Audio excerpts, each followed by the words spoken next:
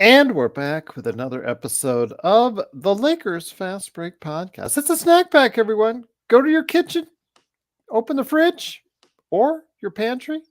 Boom, grab a snack. It's the Lakers Snack Pack. It's Gerald Glassford coming right back at you here from Lakers Fast Break. Pop Culture Cosmos, where we cover the latest news and trends in pop culture each and every week, twice a week. On the latest episode, I review Dune Part 2. So go ahead and check out my thoughts on Dune Part 2 at the Pop Culture Cosmos. Inside Sports Fantasy Football. Once NFL free agency kicks in, we'll go ahead and make sure we devote an episode to your team and how it is going to be affected by free agency. I know Joe Soro on Lakers Nightcap last night talked about Russell Wilson, him being let go by the Denver Broncos and what that's going to do. So go ahead and check out his thoughts there on the Nightcap at ours later this month on the Inside Sports Fantasy Football. Plus, Joe is Ox1947. You notice he has his regular name there today. No side names today. Go ahead and check him out as Ox1947 at LakersBall.com. Plus, also, Simblades is his company. You need to support it. Simblades with the Y.com. Plus, also, of course, go ahead and check out what we're doing today with Lakerholics.com. Lakerholics are probably coming back this weekend. Laker Tom and Jamie Sweet, give those guys a big hand because they are doing a great job at Lakerholics.com. Also, as well, our good friends, Empire Jeff TV, Lakers in 5, Daniel Berry Sports Highlights, and the John McCallion channel. Plus, a big shout out to John Costa, who was on this afternoon with a special guest, Stone Hansen. I didn't even set anything this up. They did it out. They reached out to each other on their own.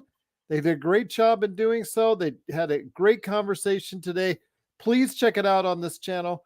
Go ahead and do so to get the latest notifications on when we go live. If you subscribe to their channels and to our channels, including John Costa's Lakers Corner Clutch Talk, if you like more of that, please go ahead and subscribe to all these channels. If you're on Facebook, to the people that are out there worldwide on Facebook, make sure you like and follow us to make sure you're staying in touch with what we're doing right here at the Lakers Fast Break. And thank you for the Facebook Live, Johnny Blade. There you go.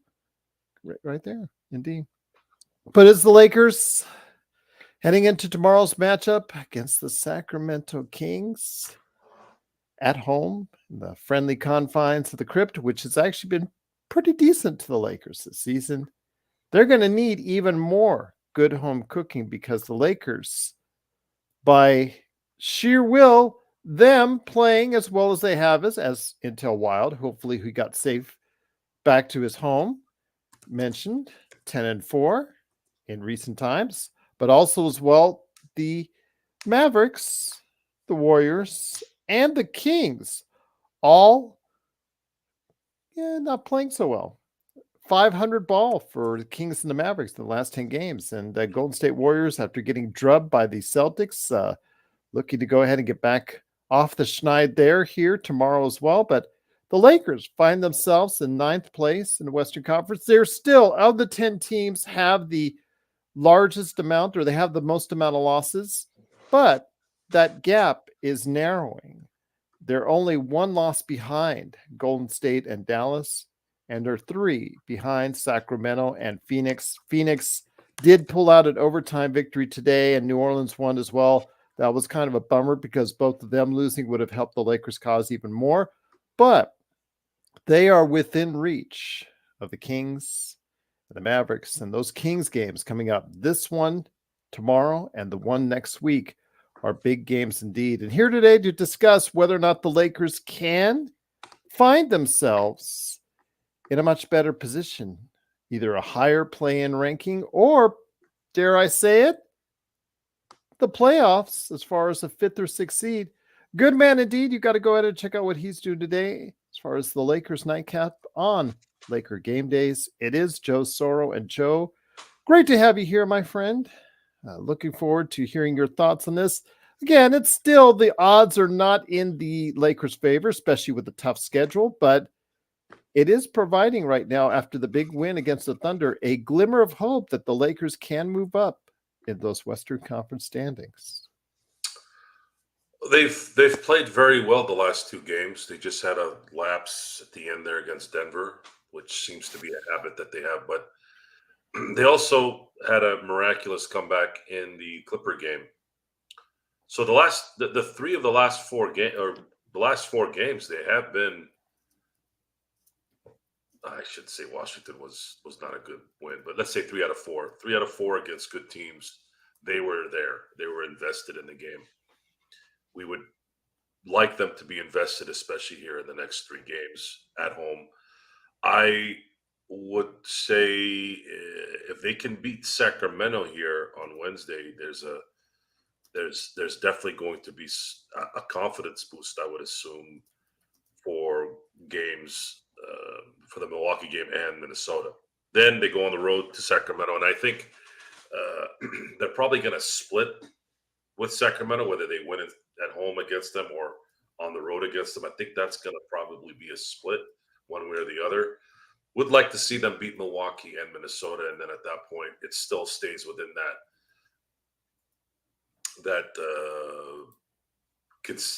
7-3 number that I was hoping for this particular homestand. Because then they're going to get Golden State on Saturday, which I think at home I feel pretty confident that they can beat. I think they can beat Atlanta at home. I think they can beat Philadelphia at home without Embiid, and then Indiana is formidable, but I could see the Lakers maybe pulling these out, or at least 3 out of the 4. So you have the homestand started, official homestand. I don't know if you want to count the LA one since they were on the road at home. You have Washington, Denver, Oklahoma City, Sacramento, Milwaukee, Minnesota, Sacramento again, Golden State, Atlanta, Philadelphia, Indiana. So that's 11 games in that span. One is on the road. So those 10 games at home, right now, they're sitting at 2-1. You win tomorrow, you're 3-1. Then you got to win 4 of the next 6 games. So playing it by percentages, I could see them doing it, and I could also see them not doing it. But they kind of don't have a choice at this point, especially with what's coming after that. I would highly recommend that the Lakers pull out all the stops, pull out everything, every bits of energy you can for these next few games. And if you happen to have to go and get beat up on the road after that, at least you can come out of there 3-3 and say, you know what, we won 10 out of the 16 games in this gauntlet at home and on the road, and that's something I guess you'd have to take if that's presenting itself. Once again, it is the Lakers Fast Break. It is Joe Soro along with me, Gerald Glassford. Thanks so much again for watching and listening. Truly appreciate it. I'll say this, Joe, again, if the Lakers can continue their home magic, because the one thing they have done pretty good, except for the month of January. January, they really could have capitalized on some better play at home. But overall, their record at home is not too shabby, Joe. So we need to take that in consideration that the team this year, last year was kind of like wishy-washy on their home record, but they were better on the road. This year, they're not quite as good on the road, but at home, they're somewhat formidable, my friend. Yeah, they've been playing well at home, which is why it's imperative that they make their run right now here in the next few games before they go on the road for one last Grammy Part 2 trip. Because there's not going to be a lot of rest there. It's going to be a brutal 6-game road trip. Get your wins now. Then at least if you come out of that road trip, 500, it won't debilitate you as much. The Suns beat Denver today. That kind of put a little bit of a unfortunate that was spin there. That would have been, if they and New Orleans would have lost today, that would have been so beneficial for the Lakers. But there's still 3 games from the 7. 8 is the number that we're looking at right now because that's the next one. But the 7 one is going to guarantee the playoff spot. And that needs to likely be the focus at the very least. If you get to 8, you still have to worry about not making the playoffs if you get bounced. If you lose, that's scary. That's a scary. Well, if they lose as an 8 seed, they got to play the winner of the 9 and 10, right? Yeah. So they got to play 2 games. whether they're an 8, 9, or a 10. So 7 is the key one. If you lose that game, you still get the 8 seed in the end. But it's a lot of stuff to think about here. I just wish we weren't in this position. I feel like we talk about it every year in and year out. It's really getting tiring because it's just not putting themselves in the right positions to succeed, especially right out the gate. They got away with it last year because I think they faced a couple teams that had some inner turmoil, but Stone said it best. We don't win a championship, none of this matters. Getting to the finals is not enough. Getting to the Western Conference Finals isn't enough. It doesn't matter. They have to win a championship. And right now, it's just not going to likely be that. But we're going to see if they can turn it on. That's the only phrase I can think of right now. Can they turn it on? Whatever that is. That's true. But I really think that the Lakers have this chance, this opportunity. There's a window, Joe. At least the window has cracked open for them to go ahead and get into the mix. You're right. Having the 29 losses, that is very detrimental to their cause. But 2 wins in the next week over the Kings primarily can really help their cause as far as narrowing that gap. The home losses will be harder to swallow. They play like they have played here the last 2 games. They're gonna win these games. It's just a matter of can they do it. If they play like they played against Denver and Oklahoma City in the Sacramento game, Milwaukee, Minnesota game, they'd probably win all 3 games. I don't have a doubt. They've played really, really well. And if you do that, now you start putting yourself in a position where you can start controlling your own destiny a little more. You do go back on the road after that, but it's just hard to gauge at this point. You don't know if they can sustain it for 2-3 weeks at a time. That's the thing. Yeah. You just don't know. And all evidence points that they won't. It's just now waiting to get in to this play-in and see what the next task is. Are they going to look at this as who gives a crap what it is, as long as AD and LeBron are not tired this time going into the playoffs, we have a shot. I wonder if that's what they're thinking. I know that's probably what Darvin Ham is thinking because he doesn't really think about anything else that's relevant. So that's the easiest way to think of this if you're not knowing what the hell you're doing. We're saying it because we're fans. We don't have any control over those practices or those coaching things and being able to motivate. There's nothing we can do. We have to sit here and watch and hope that some miracle happens here. So I ask you, my friend, it is at least you're leaving that window of opportunity as we come right back to you here at the Lakers Fast Break. It is Joe Soro along with me, Gerald Glassford. Thanks again for watching and listening. It's truly appreciated. That there's a gap. It sounds like there's a gap that, you and I were just basically this time last week after some really nasty losses. We're just saying, you know what? 10th place. Here we are. That's it. Done deal. At least now you're telling me, as Jim Carrey would say, we have a chance.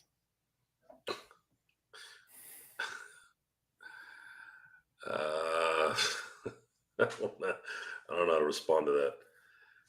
What else are we going to talk about on the show?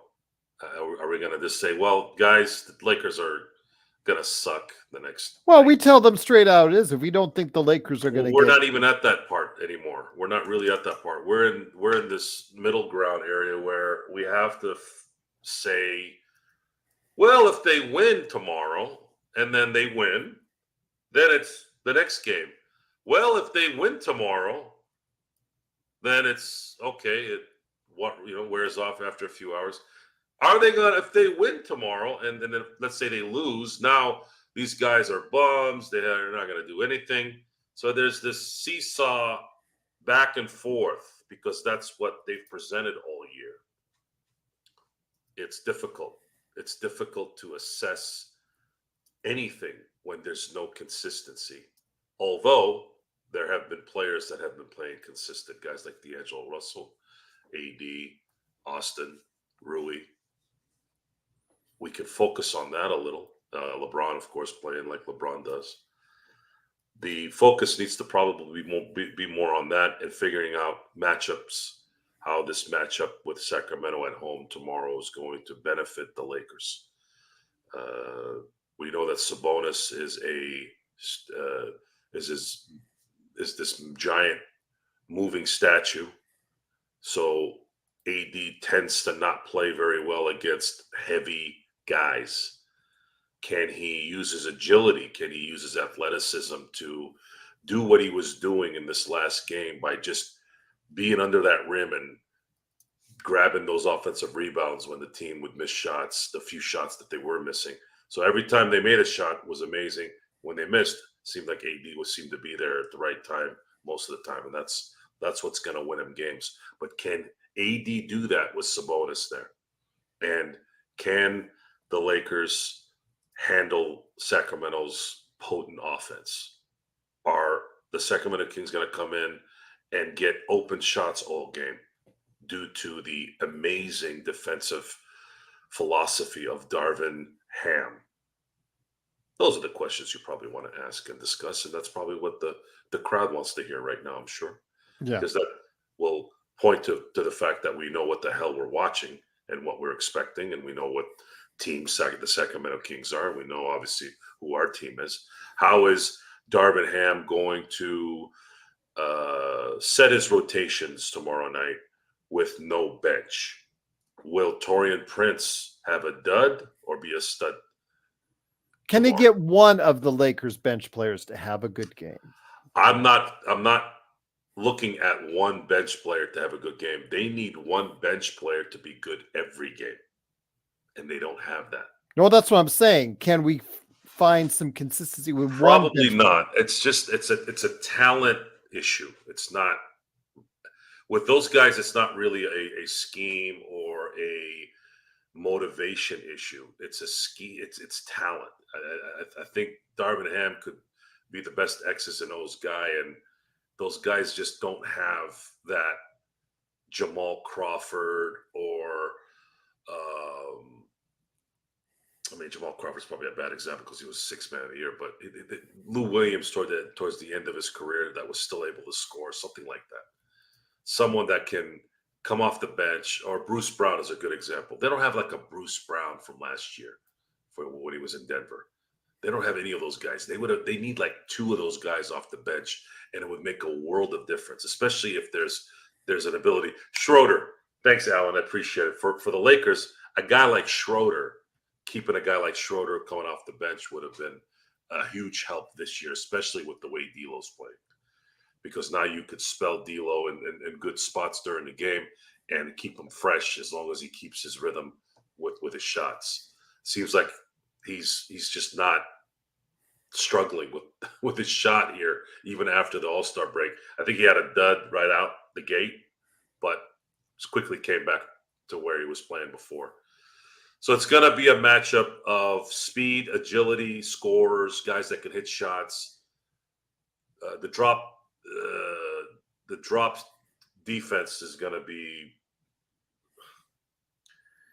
this drop coverage thing, man. Yeah, the drop coverage is going to be a scary thing here if the Kings make shots.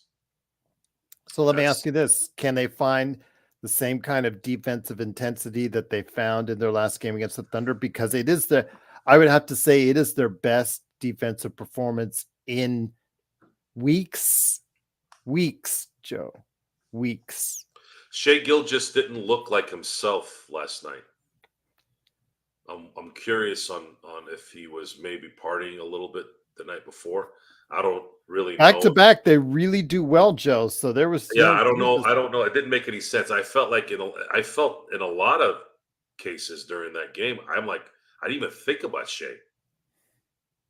Chet Holmgren, I know he's got talent. He's looking like he's going to be a stud in the future, but I think the the Lakers seem to just play this team very well. They match up very well against Oklahoma City.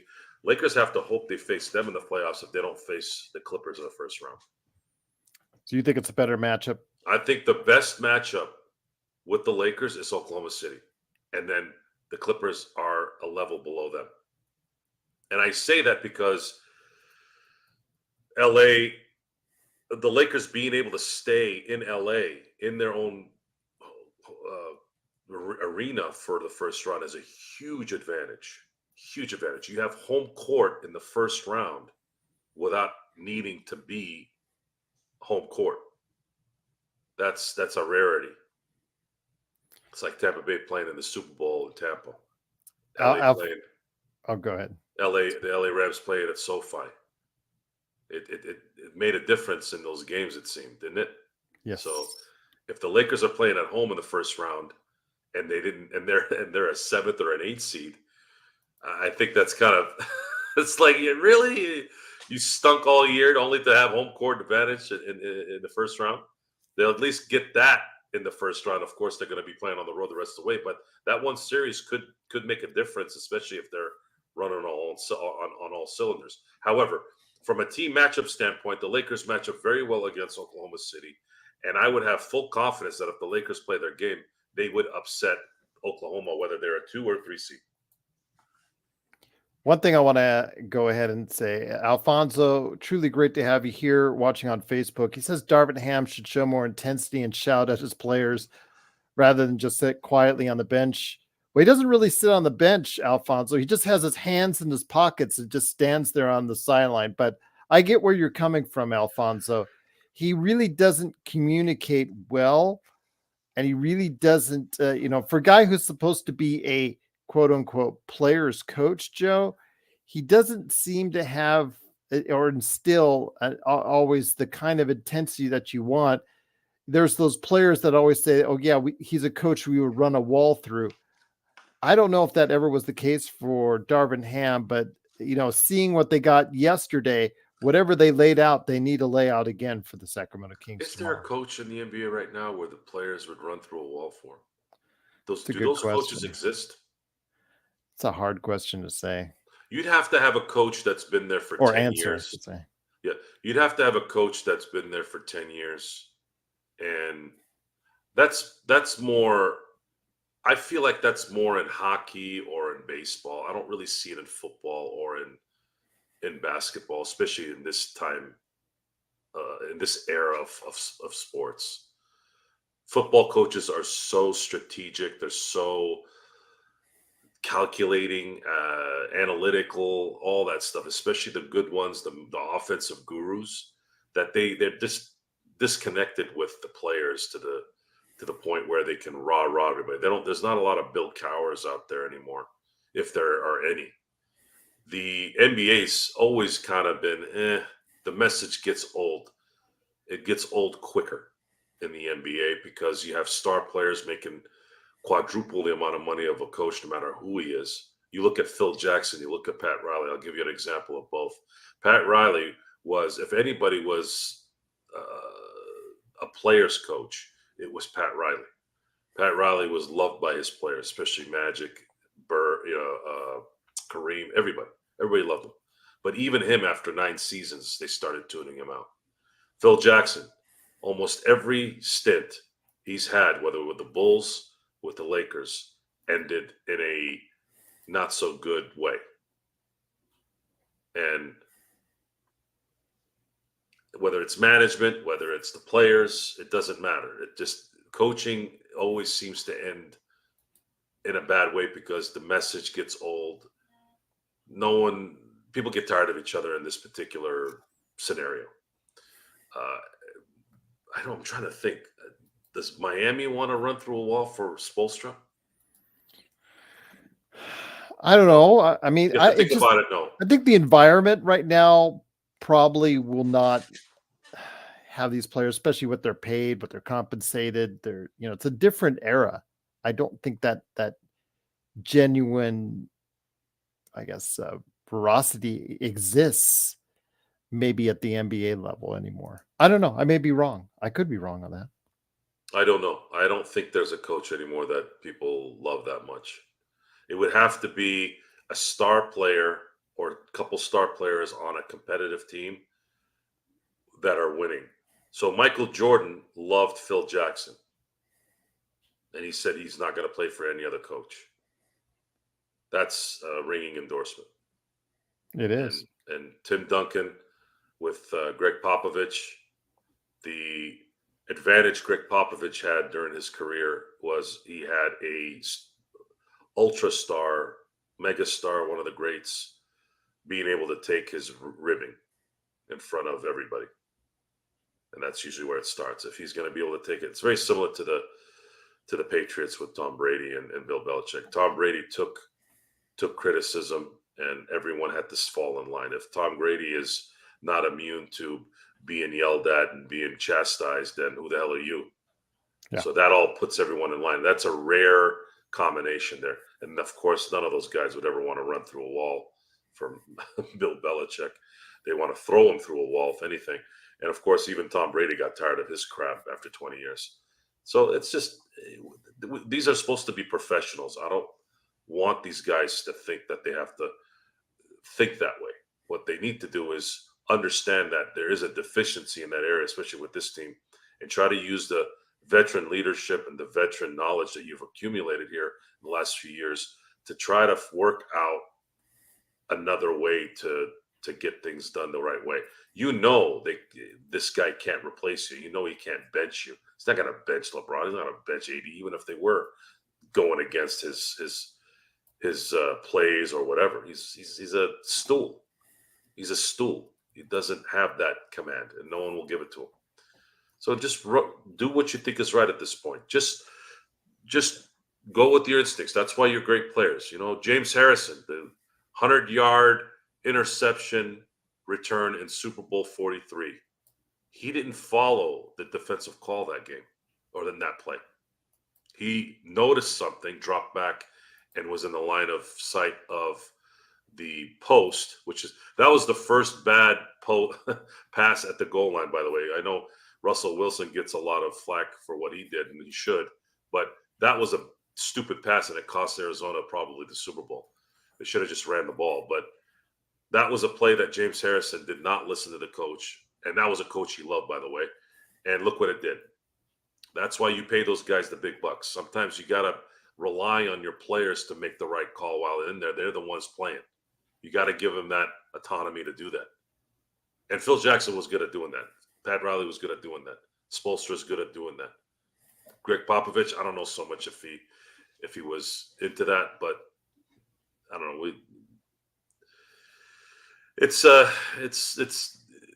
That's the one thing that I just like Dave Roberts with the Dodgers. Every time I get excited about the team after a few wins, it's that reminder that there's that guy that's still roaming the sidelines that might screw it up one way or the other.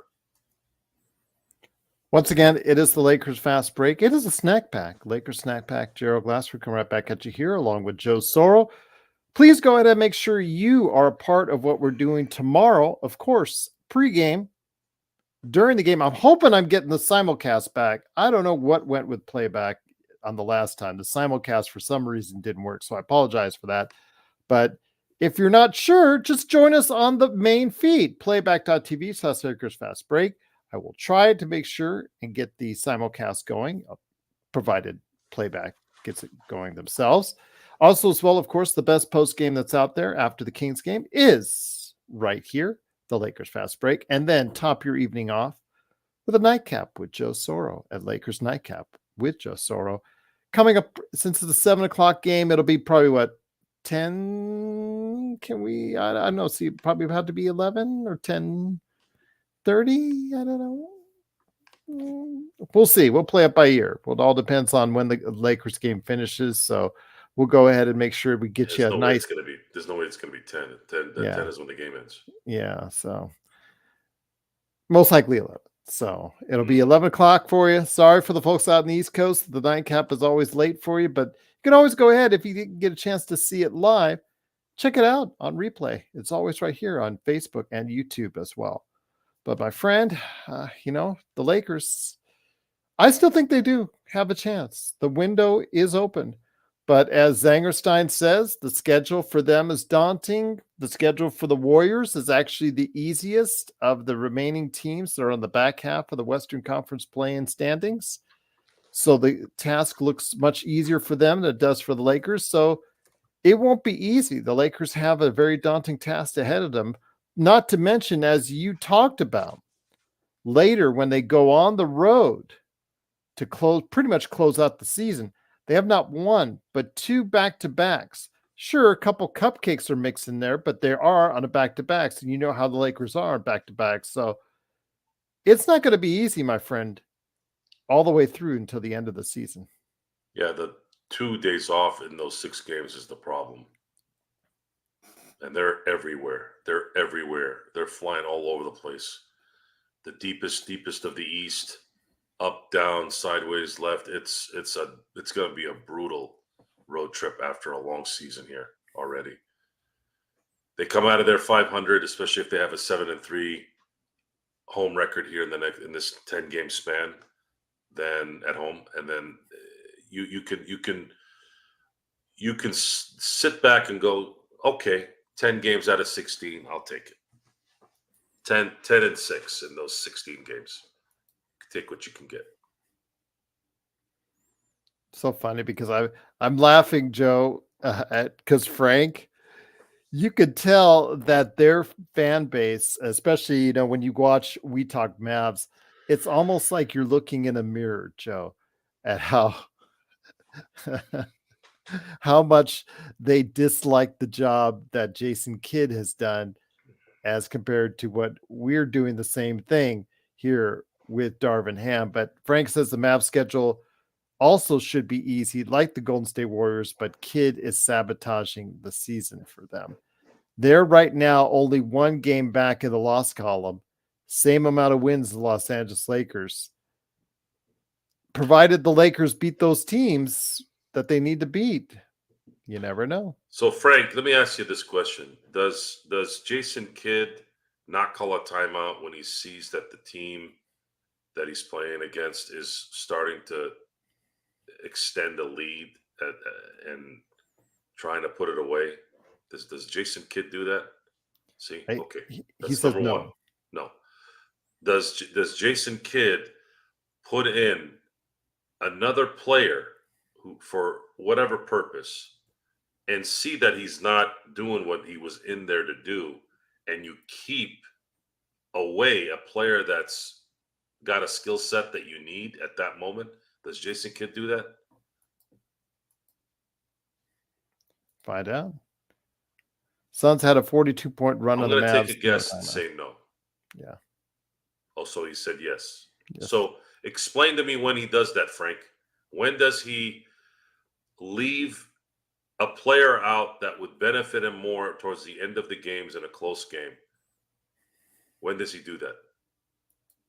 Because I haven't seen it. Maybe it's because I haven't seen a lot of Dallas Maverick games. I haven't seen him do that. It's bad. It's bad over here. I think Ham is much worse than Jason Kidd. I think Ham is much worse than Jason Kidd. I think Darvin Ham might be the worst coach in the league. And I say that not because he's the Lakers coach. It's you have 2 perennial all-star great players right now. And for them to struggle with certain fundamentals and certain schemes is unacceptable in my book. You have 3 other players in the starting lineup that are really, really good players. Yet you struggle to manage that three-fourths of the year. And these guys have been playing healthy. We said at the beginning of the year, we said it. If AD doesn't have a major injury, if LeBron doesn't have a major injury, we know he was going to take games off. That was fine. But we said if those guys are healthy, this team is going to win a lot of games. And on top of that, we said if D'Lo's making his shots, if Austin's doing his thing, and if Rui, improves or stays to how well he was playing like he did in the playoffs, this team's not going to lose. Guess what? They've lost too much with those guys. Well, I also think as well, if I may, my apologies, but if I may, Joe, And I think Frank is touching on it because he has a reliance on THJ, Tim Hardaway Jr., and Maxi Kleber, who these were cornerstones of their run to the Western Conference Finals. So, Frank, do you think it's that comfort and familiarity that he has with those two and how far that they took him before is the reason why that he's continuously relying on them instead of players that you want to see play like Derek Lively Jr. a little bit more, Daniel Gafford. Let's throw in Dante Exum. Let's throw in there Derek Jones Jr. So yes, he's saying yes. So again, Joe, I think it's all based, a lot of it is based off that familiarity he has from that Western Conference. Like we see the familiarity that he had for so much of the season because he knew Taurean Prince from when they were, on the same team together in Atlanta. First of all, you can't rely on Derek Lively. He's a rookie.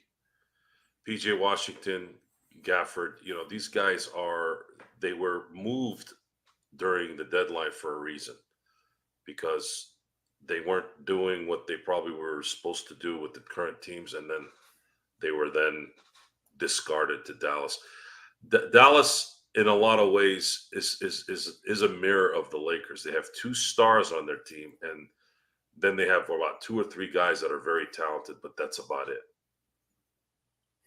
They are very similar in that. But I'm gonna believe you, Frank, because you're watching the games. I'm not denying that Jason Kidd is not a problem. But, and of course, Exum is not that good. He only had one good game. That was with the freaking Lakers when they played him in Dallas. It's irrelevant whether it's irrelevant at this point. It's irrelevant. There's a problem. There's a problem with recognizing the tone, and there's a problem recognizing the momentum of the game.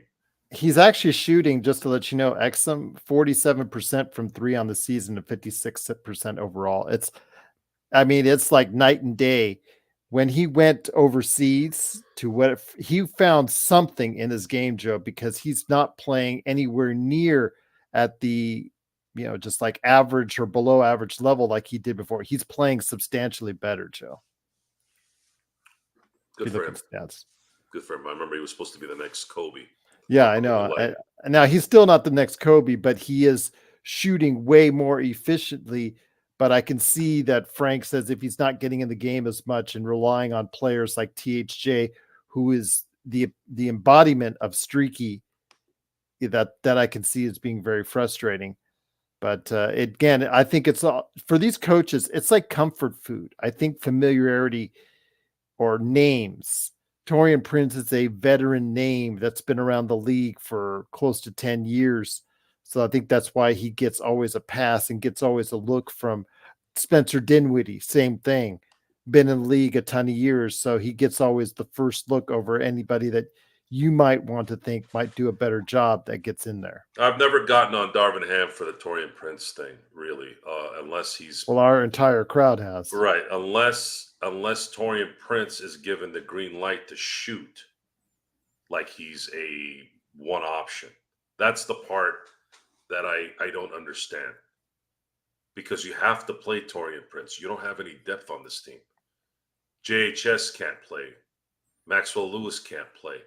Castleton can't play. 70% of the time, Max Christie can't play. You have to play Taurean Prince because you can't play your starting 48 minutes a game. So putting him in there, I don't know why I keep hearing this. Well, why'd you put him in there? Well, you have to. It's what the team is constructed to do. My only issue with it is, why is he dribbling in traffic with 18 seconds left on the clock on back-to-back-to-back plays or taking ill-advised shots? That's my question there. And that explains the issues with the coaching. Why are these things happening? Why are certain players throwing the ball across the court and when they don't have to? These things a coach needs to go, what the hell are you doing? Stop making that pass. You had no angle on it. Why are you driving to the hoop with two guys in front of you? You're not Kobe Bryant. You're not Dwayne Wade, where you can weave in and out and get to the basket. There's spots. It's not just one thing. Oh, don't play this guy, he sucks. No, that's not very realistic. He has to play because he needs to spell players. But why is he doing this is the question. Why? That should be your concern. Because it's not very realistic getting angry at him for playing players that have to play. You're just basically punching yourself in the face at that point. It doesn't make any sense. Once again, it is the Lakers Fast Break. It is Joe Sora along with me, Joe Glassford. Thanks again for watching, listening. Truly appreciate it. Don't forget, we've got a full day tomorrow coming up on Lakers Game Day. Pre-game, during the game, also as well, post-game, and then, of course, Lakers Nightcap with Joe Soro. I know there was a commenter, I think it was out on Facebook. I've been trying to find it, and I can't find the individual do it, so I apologize. But if you mentioned on Facebook that you think that Dwight Howard should be returning to the Lakers, I know that's been mentioned every now and then. I do want to get you updated on Dwight, his career probably post-NBA, because you got to remember in the summer, he was given a look by the Golden State Warriors, and they decided not to go ahead and give him a contract. He did have that lawsuit and legal issue between him and a former male lover on a sexual assault issue. That one just got dropped. That lawsuit just got dropped. I guess he's appearing in cooking videos. And then 2 days ago, he signed with Puerto Rico's Guaynabo Mets. So that's where we stand with Dwight Howard's career at this point in time. It's almost sad, Joe, because a guy just he doesn't know when it's over. He's trying to hang on to every single thread. Although, you know what? It worked for Starberry, my friend. He became a legend in China. So maybe he's trying to find himself the same route, Joe. Is he gonna eat Vaseline on camera, like Starberry? Well, I don't know. Cry? Well, he's making cooking videos. Probably shouldn't have used Vaseline in the subject with Dwight Howard. Yeah, probably not. That was that. Yeah, yeah. Okay. But you ever seen a ship sail, Gerald? Yes, I've seen it. Yes. You see where I'm getting at now? Yes, I see where you're getting at. I saw where you got. I saw you where you were getting at the whole time. Alfonso, was that you that asked that question? Yeah, it's over for Dwight Howard as far as the NBA is concerned. But is JaVale still on the Kings? I'm gonna take a look, see what his stats are, where he's at right now. Are we going back in time, folks? Yeah, we're still talking about JaVale McGee.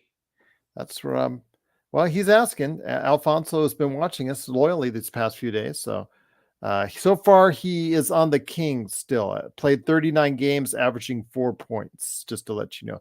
I think Alfonso just remembers the success, as many people do.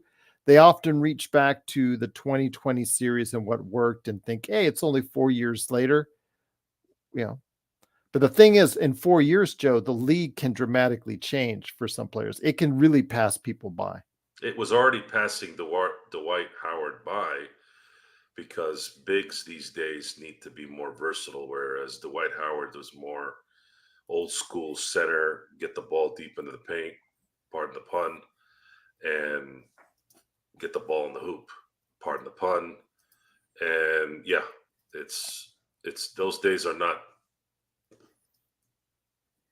I'd say. And Derek is actually on Facebook as well, adding in there that he could help it.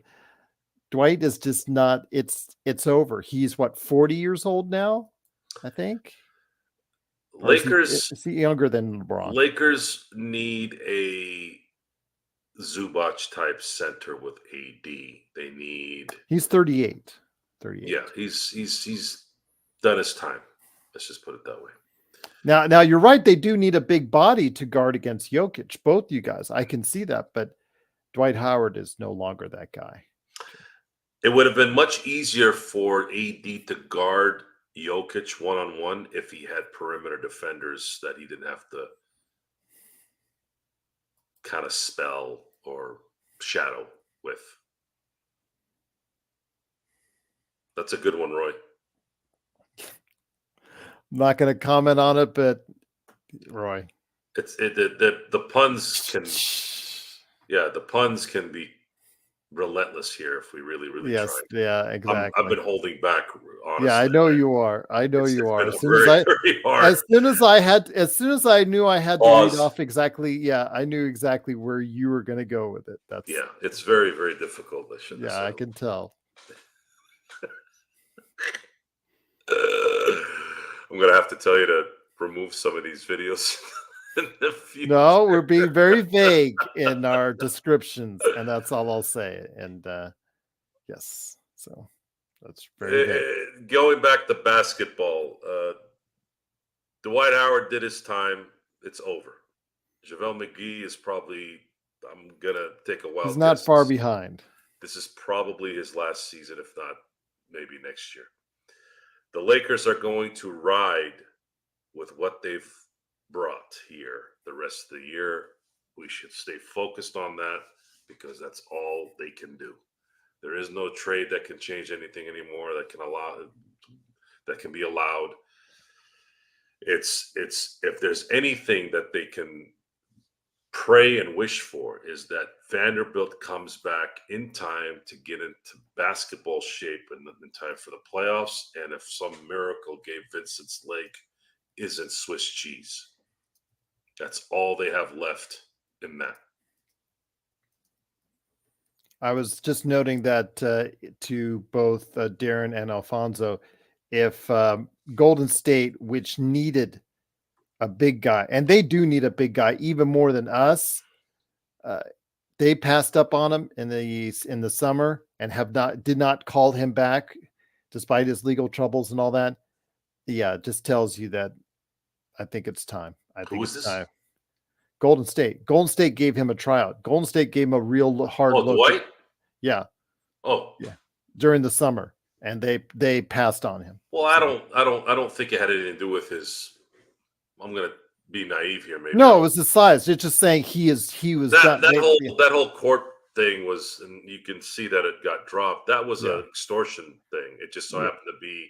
No, but what I'm saying is they looked at him as far as filling a spot on the roster, and they passed on by because he's just not good enough. Yeah, he's just not anymore. Yeah. That's all. I mean, at this point, we do need someone that can obviously match up size-wise with Jokic because that's still an issue. But right now, we should be focusing. Denver is down the road. If we get to face Denver in a series, we'll go ahead and tackle that when we get there, Joe. But it's those teams right above us in the standings that we should be focusing on the most. Speaking of Kobe dunking on Dwight, that was the first time Dwight said that he'd been dunked on in his life. And it was a bad one. Yes. And it was of the teabag version. But real close. Yes. Alfonso says, did they have Drummond before, but they let him go? Yes. That's why I was not exactly thrilled when I heard the rumors of bringing back Andre Drummond, Alfonso, because they didn't find a good way to work together or gel together. Credit to Andre Drummond that he's been able to find a place in the league as a backup center.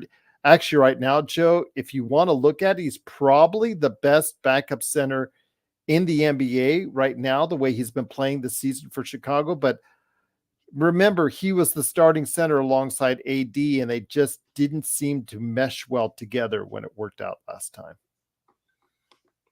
We never got a chance to really see it because AD got hurt. They did play a few games. He wasn't playing well. He wasn't this acquisition that changed things. No, but the Lakers never really got a chance to see that front line deep into the playoffs. I don't really know, honestly, if it would have mattered anyways. I don't know. Him being on this team, it's better than nothing. Oh yeah, I mean If he they'd would had be an him, it would have been upgrade. better than nothing. They have nothing right now. Jackson Hayes, I want to But the say this fact he's again. still on Chicago and Caruso's on Chicago tells me that they were asking for way too much for their services. More than likely, because Chicago did not have to do that, and you have to understand that Chicago is owned by Jerry Reinsdorf, and Jerry Reinsdorf loves money. So now he's thinking to himself, "Why am I going to trade these guys when I can?" First of all, Caruso's got a contract beyond this year; he doesn't really need to get anything. I don't. I Same think thing. Drummond's a DeRozan's free on an agent. expired contract; didn't really need to trade him. Drummond is not that expensive. Might as well keep him. Keep these guys there. Let them win. Maybe you might.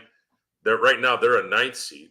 They're probably going to stay there the rest of the way. Yeah, they're not good at all. If they win a couple of games, especially if Philadelphia doesn't get Embiid back, or at least get him healthy, and then you have Indiana, which I don't know. I guess you could argue that maybe they're probably going to get through. They've got a good enough team. But let's just say Chicago wins a couple games and go into the playoffs. Now Reinsdorf's going to have a chance to at least earn a couple of games of playoff money in that run. Versus if he had dropped everybody, he wouldn't have had any playoff money or playoff aspirations. And that's what you're talking about, anywhere from $2.5 to $5 million for those couple games. Probably, right? In the neighborhood? Sure. Okay. Those of you who think that guys that are worth a half a bill or a bill, you think they don't care about a couple million, you're not paying attention. They care about everything. That's why they became rich, is because they want every dime. Okay. I'm just saying, because Andre Drummond, we'll see. I mean, he'll be a free agent, so if the Lakers are interested, they can go ahead and. I don't know. I don't. That's another one where on a minimum. Yeah. Although I think he's played better than that. I don't think he's going to play for the minimum. He's played better than that this time around. Yeah, he's not playing for the minimum. And he's still like 31 or 32. So yeah, he's gonna play. He's gonna command at least. Oh, he's actually exercised. Yeah, he'll be a free agent. Yeah, he'll be a free agent. So, and he's played well. He's 30 years old. So I mean, he could play. I mean, he's making $3.5 million right now, almost $3.5 million. Yeah, so he'll probably get the mid levels. What he'll be looking for. Yeah, I don't know. I'm not really. Or the mini mid level. Yeah, I don't know who the Lakers could get in the offseason that would make a difference. I have no idea. But that's something they should target as far as in the offseason. That's something I think we'll go over when our season ends, is what they actually need to go ahead and improve the roster. Can the Lakers improve? Can D'Angelo Russell continue to play the way he's playing for the next 2-3 years?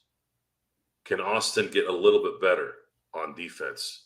And then AD's there, LeBron's there.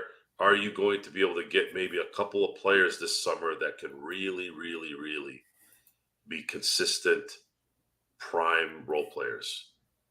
Or are you going to gut the team and go get a third star again? There's a lot of questions there that we're going to be talking about during the offseason.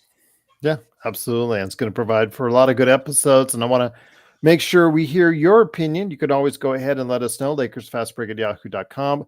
Please follow us on social media. Make sure you go ahead and get the latest news and info on what's going on with the Lakers and the NBA by following us at Lakers Fast Break, or just go ahead and be in the chat or leave comments on YouTube, Facebook. We get them. We follow them. We try to respond to them. We make sure we go ahead and provide you the best we can right here at the Lakers Fast Break. Alfonso on Facebook says role players and new head coach for this next season. Yeah, we'll be doing a lot of that, Alfonso, as soon as the season's over, as far as projecting what the Lakers need, because there are quite a few things that the Lakers need to go ahead and improve upon. Also, figuring out what's going to go on with the LeBron extension, or LeBron picking up his final year, or is he getting a 3-year as heavily rumored? So we'll see what happens there. But it is the Lakers for now, mired in the Western Conference mix as far as for a play-in right now. They are 34-29, Joe, heading into tomorrow's game. Again, the first of 2 very important games. You said 2 of 2, Joe. against the Kings. They go 2-2 against them. That's 2 games there you can make up in the loss column. If they're focused on a particular seed, they have to get to the 7 to guarantee themselves a playoff. Mm-hmm. If they really go on a run, they could sneak into the 6 spot, but the schedule is very, very difficult. I'd have to see that. New Orleans and Phoenix also would have to slide as well, and I'm not sure you're going to get all those 5 teams to slide at the same time. It's a stacked conference. I was looking at the differences between this play-in versus the East play-in. So right now, I guess you can't really count the Sixers because the Embiid got hurt, but you have Indiana, you have the Bulls in Atlanta with the Sixers in that play-in bracket. Below Atlanta, you have still close in terms of possibly making a run if they could with Brooklyn. Brooklyn is 2.5 games behind Atlanta for the 10th spot. Looking at that bottom team, I'm just like, eh. Then you look at Dallas, Lakers, Golden State, Kings. Just a huge difference. And then above them, you have Phoenix, the Pelicans. I mean, it's so stacked. These teams are so freaking good. It's so hard. It is so hard to be good in the West. It really is. And whoever comes out of this, just make sure you're good enough to beat the Celtics in case they make a run over there. Because right now, they did lose tonight. Yeah, but they're not going to win every game. It's going to be very difficult unless Milwaukee cleans up their act. I think if Milwaukee can clean up their act, I think there's a chance that they could meet them in the Eastern Conference Finals and beat them. But there's so many scenarios here that we have to pay attention to. It's not just the Lakers, because this season would get much worse if the Celtics ended up taking it. Final question I have for you, my friend, for this evening is for tomorrow night's game against Sacramento. We know Sabonis versus AD is a key matchup, but it's being mentioned in the chat. Who do you have guarding DeAaron Fox tomorrow? I know normally I would say Jared Vanderbilt, but a healthy Jared Vanderbilt, the one we got just before the injury, not the one we had for the first 2 weeks, the one we had for the last 2 weeks. I think you'll see probably Austin or D'Lo. More than likely D'Lo. See some Reddish on him too? I wouldn't put Reddish on him. He'll destroy Reddish, just like Jamal Murray did. Then Reddish, I mean, really, would you waste Reddish on Herter? Because Herter, I mean, just... If you can stay in front of him, don't let him have open shots, drop coverage crap can't happen. Yeah, just got to make sure you stay up on Herter. Can't have it with anybody. We give up too many threes. Too many, and he'll make them. And then you got to worry about them when they're in Sacramento even more. So if you beat them tomorrow night, they're going to want blood when you get back to Sacramento. So you better game plan for 2 games very well against that team. They're going to want to kill you. Well, it's going to be interesting to see. And I'm not going to fault Darvin Ham on that. He can't control whether these guys can play defense. But at the same time, he could decide on how to funnel certain players. That's a skill that a coach needs to have. If your perimeter players are going to suffer due to certain stars, and this even includes the ones that can play well, you have to be able to have a second and third option, and that you can funnel those players at least to an area where they're going to be uncomfortable, whether if they're always going to the right and when they're on their dominant right, let's say if they're right-handed, they're going right, make them go left. If they're going to go baseline, make sure AD is not on the weak side and is on the strong side. There's a lot of that stuff that needs to happen during a basketball game, and it needs to be quick and easy for everyone to just naturally know what they need to do. So there you have it. It is the Los Angeles Lakers tomorrow against the Sacramento Kings. Again, we'll be providing you coverage as we normally do as far as the pregame. During the game, I'm keeping my fingers crossed I can get the simulcast going. If not, join us. Playback.tv/Lakers Fast Break. Also, as well, of course, the best post game that's out there is the Lakers Fast Break. And of course, topping your night off with a nightcap with Joe Soro. Lakers nightcap indeed. But for Joe Soro, it's Gerald Glassford. Thanks so much for watching, listening. Truly appreciate it. Joe, again, we're still in the middle of that very tough schedule for the Lakers, but can't really do much else. They got to go ahead and win these games, Joe. So for Joe Soro, it's Gerald Glassford. Thanks so much again for watching this. Truly appreciate it. Join us tomorrow for all the fun as the Lakers play against the Sacramento Kings. Frank, is that who I think it is? Is that Anthony Hardaway? Tim Hardaway. Tim Hardaway, I mean? THJ. Yes, that is THJ. Yes.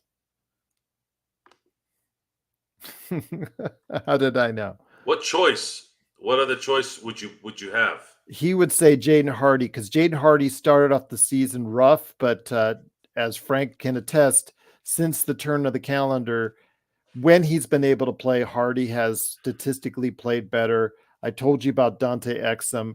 Derek Jones Jr., he is also cited as someone, I guess, has played well. He said that's been a good pickup, and it has been from what I've seen. I'm going to catch some Dallas games here, Frankie, and I'll let you know. Yeah. I'll let you know.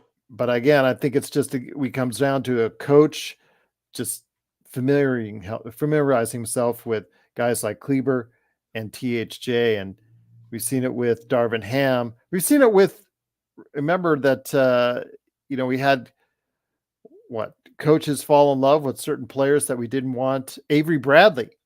Remember when Vogel was in love with Avery Bradley and continuously started him and played him, and it was just excruciating for us as well. There's always those players that have like tenure in the league, Joe, that coaches love, that everybody else sees that they should just not play or not play as much. Stubbornness. All these coaches do it. They all do it. NBA coaches are worse with their stubbornness, even more than any other coach in any other league. Frank says, I'll be mad if Kid suddenly coaches good when Joe watches. That's funny. I mean, don't we say the same thing, Kurt, about Avery Bradley that we do Taurean Prince? There you go. And all these coaches, they always have that one or two players that just, they keep on playing, and you just got to ask yourself why. So, yeah. I think Alan, what he says, that's on the season, but he has struggled as of late, Alan. I think in recent games, which is he's a streaky shooter. THJ can go on those streaks, those massive streaks that could just kill the other team, but can also kill you at the same time when he gets cold. So Frank is saying that post All-Star THJ is trash. If you just go to We Talk Mavs, everyone. They do a great job there. Check out their chat board. They'll tell you the skinny on the Mavs. They'll tell you straight up exactly all the info that you need to know on that, because THJ has been very much a source of consternation from them over the years that he's been there. Dwight Powell, THJ, and Maxi Kleber. Those are three sore spots to Mavs fans. So I'll leave it at that. But once again, it is the Lakers Fast Break. It is Joe Soro along with me, Gerald Glassford. Thanks again for watching and listening. It is truly appreciated. If you've not yet liked and subscribed, I know I say it all the time. I know I've had it down there for over an hour. Please go ahead and do so. It really helps us out. We really want to get a larger subscriber base. It gets us noticed. It gets us out there. It gets us out to more eyes and more people. It gets us a lot more attention. It gets us a lot more looks from advertisers, from people wanting to promote their product, from people wanting to go ahead and promote us to a larger audience base. It really helps us out if you like and subscribe to everything that we do. Comment, leave some comments or whatever you can to go ahead and support us here. The Lakers Fast Break. It is truly appreciated. So for Joe Soro, it's me, Gerald Glassford. Thanks again for watching and listening. Truly appreciate it. We'll be back tomorrow for more great stuff with the Sacramento Kings and Los Angeles Lakers play tomorrow on the Lakers Fast Break Podcast.